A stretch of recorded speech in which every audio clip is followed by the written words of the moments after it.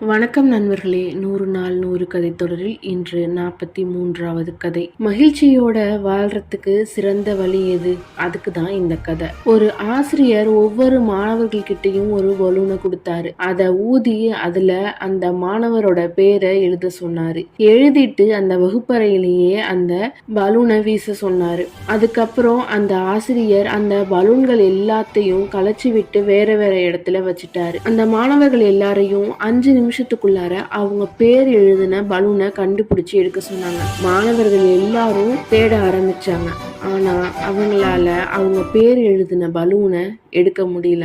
இப்போ அந்த ஆசிரியர் மாணவர்கள் கிட்ட சொன்னாங்க, உங்க கையில கிடைக்கிற பலூனை எடுத்து அந்த பேர் எழுதினவங்க கிட்ட அந்த பலூனை கொடுங்கன்னு சொன்னாங்க. அடுத்த 2 நிமிஷத்துல ஒவ்வொருத்தர் கையிலையும் அவங்க பேர் எழுதின பலூன் இருந்தது. ஆசிரியர் அந்த மாணவர்களை பார்த்து சொன்னாரு, இந்த பலூன்கள்லாம் மகிழ்ச்சி மாதிரி. ஒவ்வொருவரும் தங்களுக்கு கிடைக்கிற மகிழ்ச்சிய மத்தவங்களோட பகிர்ந்துகிட்டா போதும், நமக்கான மகிழ்ச்சி நம்மள தேடி வரும் அப்படின்னு சொன்னாரு. இந்த மாதிரி நல்ல கதைகளை கேட்க நம்மளோட சேனல் தகவல் கார்னர் 360 மறக்காம சப்ஸ்கிரைப் பண்ணிக்கோங்க. நன்றி.